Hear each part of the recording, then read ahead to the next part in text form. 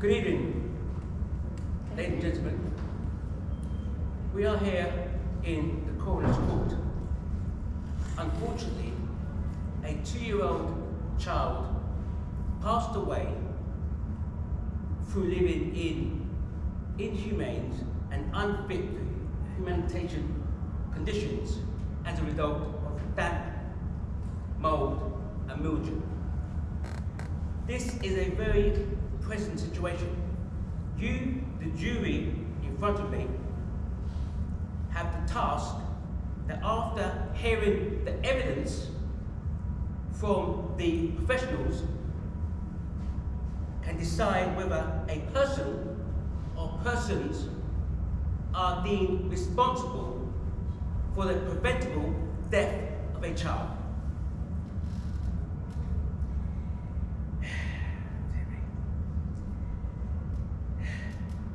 Ali was just 2 years old when he died from a condition caused by exposure to mold and mildew in his council flat in a South London borough. Even now, as I sit here explaining the situation to yourselves, I feel kind of emotionally choked that this death of a 2-year-old child was preventable on many occasions.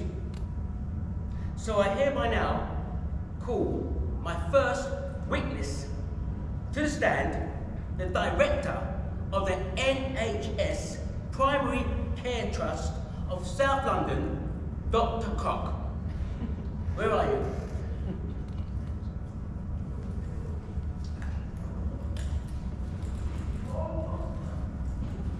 Your Honour, and to the jury, I'll give you a full, honest testimony. Well, if you're going to give a testimony, give your evidence. So, I was the GP, general practitioner for Child X. I'll use Child X just to make it easy and simple for you to understand. From December 2020 to February of 2021. On several occasions, Child X and his family were presented to the GP surgery with various complications of medical illness. So in December of that year, he was seen by myself, and for wheezing and coughing, so he was prescribed a course of antibiotics to help relieve the problem. However, later on, a few weeks later, we had a notification from the Mayday Hospital, south of the borough, where he was admitted for breathing difficulties and croup on the chest, which is a breathing condition. So, he was released from hospital, and he was advised by the doctors to provide a warm place and a warm ventilated place. Unfortunately, that message was communicated in a very negative way because Child X's family had logistic problems, so their English wasn't their first language. So what they were converting. Excuse me. No. I'm struggling because I'm trying to understand the fact, what did you do as the head of the Primary Care Trust to prevent this child who was in your care, that you placed back into accommodation which was unfit for human consumption? What did you do, sir? So, Your Honour, to answer your question, please, and rightly so. So, what I did on hearing our health visitor visit the family and found the accommodation covered in mold and uninhabitable. So, as a GP, I wrote to the local council explaining of the condition. I'm sorry. I'm the coroner. I'm talking to you, listen. You knew that this child was admitted under respiratory conditions. That's correct. Due to an accommodation that was unfit for human consumption? That was later found out. But you still discharged this child back into an accommodation which unfortunately resulted in his death. You are the head of the NHS Trust. The buck stops with you. What did you do, sir? I am a general practitioner. There's only so much I can do. I'm a medical practitioner. I'm not a social worker. Our letters were written to the head of housing, to the head of social care. No response. So, okay, to summarise, you as the head of the NHS Trust, and I struggle to understand why you're still in place when you earn so much money, you are passing the buck to everybody else. Do you know what? Thank you very much. I've heard your evidence. You may go. Quite frankly, I am not impressed that you're still where you are. However, we are here to establish the fact of a person or persons who's responsible for the death of a child. So, I call out Mr. Cracker, the head of housing of the South London Borough.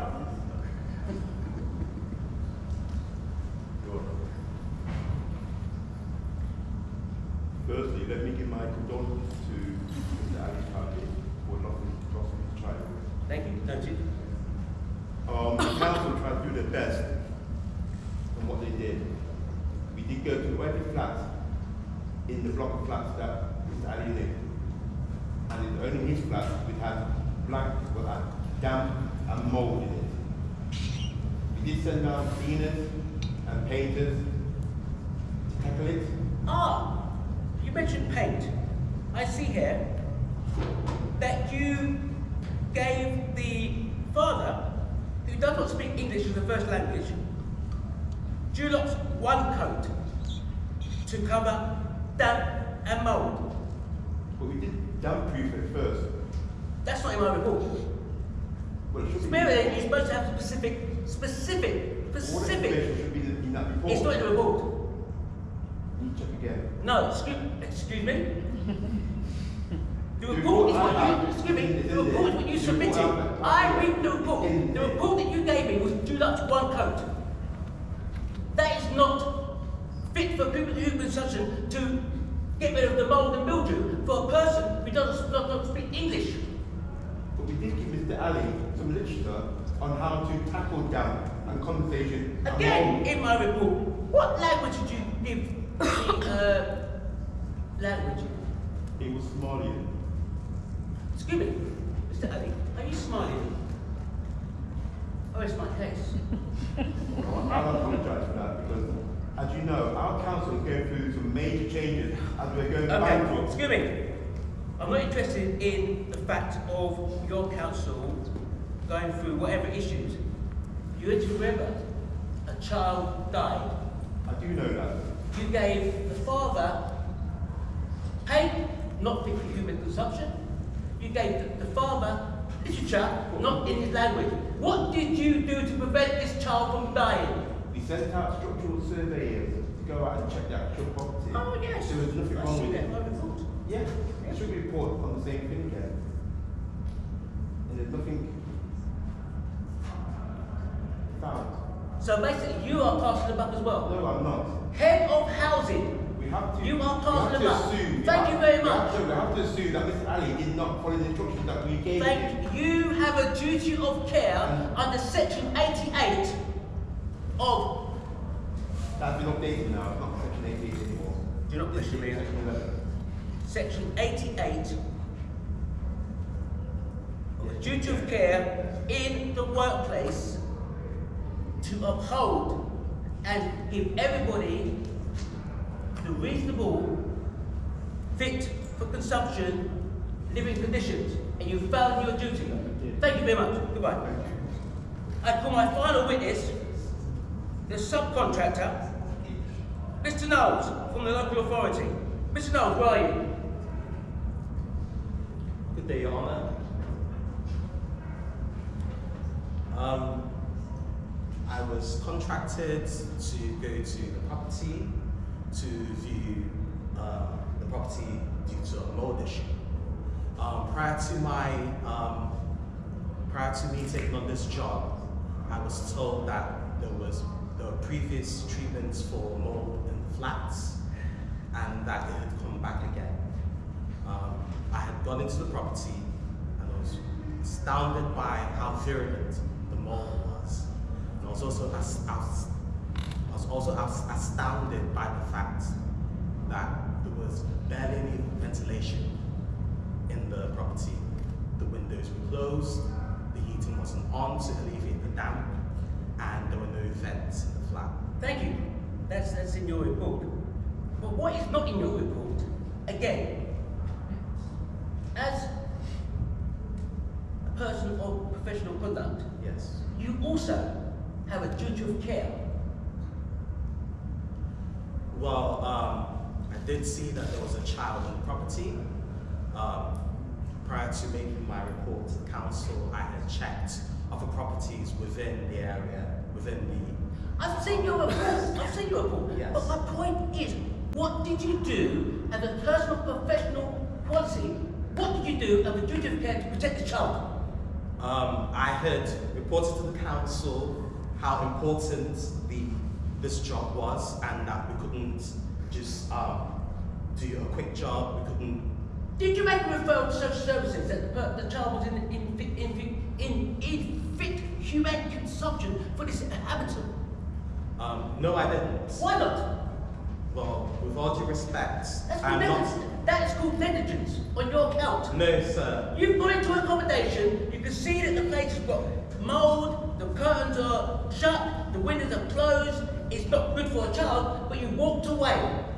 I had done my report to the council, I had quoted my price, and I mentioned that there was a child in the property that was vulnerable. Thank you very much. Thank you. I'm sorry, but you've not come here to give me any evidence that you've done anything to abstain yourself as a personal professional. Yes? You have failed in your duty as a professional person to prevent the death of a child. Well, sir, I was doing my job, sir. Well, your job was not fit for human such. Goodbye. So, you've heard. Can I speak? Speak? Can I speak? Mr. Abdullah, Let me speak. this is not a place for you to It's speak. my son. We understand that, but it's not really a place for you to speak. It's my son. However, under the circumstances, we will allow you to speak. Forgive me. I don't know. Is it shameful to ask for help in this country? In my country? Not that.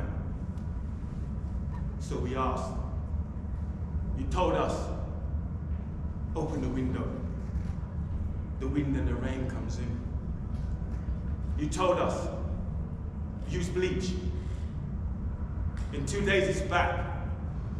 You told us, use special paint. Didn't mention how to use it. Didn't mention no ventilation, no consideration, no renovation. You told me my culture is backwards, that we're ignorant, that we don't understand. And you're right, I don't understand. A country where you have enough and people still go without. Where you have the houses and people still live on the street. Where you have the knowledge and still you choose to close your eyes. They told me this country was cold. Now I know. Now I know. Mr. Abdullah, on behalf of the Coroner's Court, we sincerely apologise for the death of your son. And we are here to establish that yes, it was preventable, however it happened. And although person or persons may be held responsible for corporate manslaughter, you as the father also have a duty of care to protect your son. You don't think I know that? We risked our lives to come here. We gave up everything. You don't think I would have done anything I could? But to save my son. information was given to yourself to actually improve your living conditions. And if for any reason you did not understand the literature, there are local communities in the neighbouring boroughs that could have supported you. We didn't know. No one told us. We asked for help. Again, I know it's very difficult for yourself. However, you are not on trial here. We cannot bring back your child. However, we can make a person or persons held accountable. Thank you very much.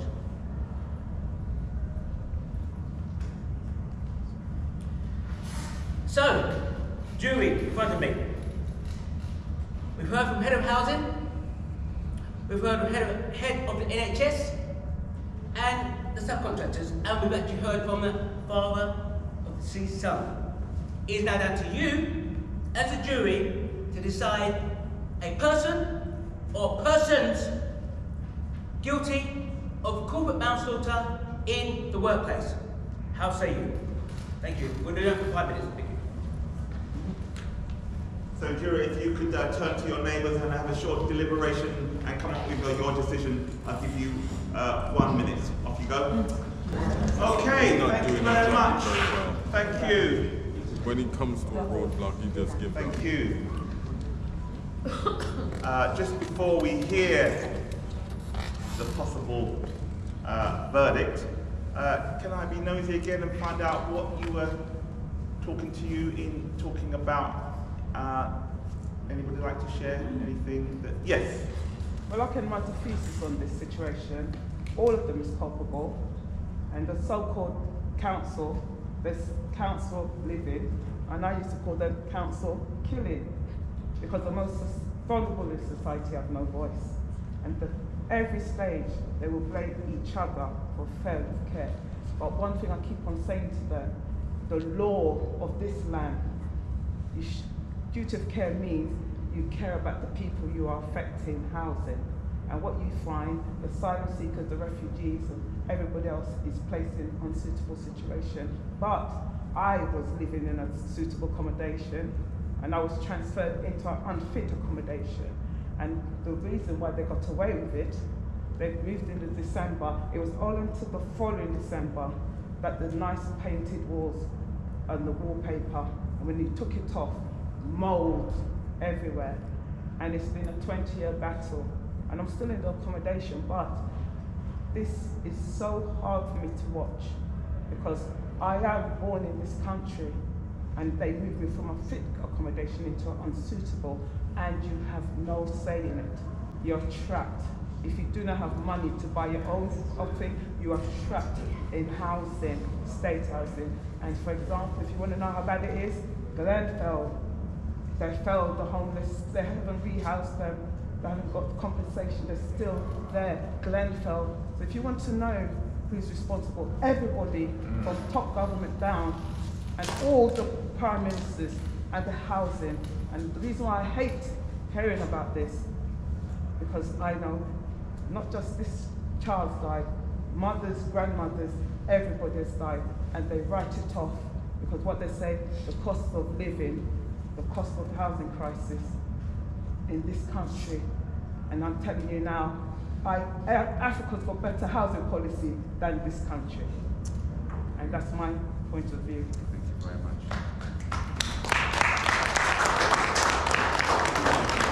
Are there any other things people want to share before we hear general verdict? Any other comments?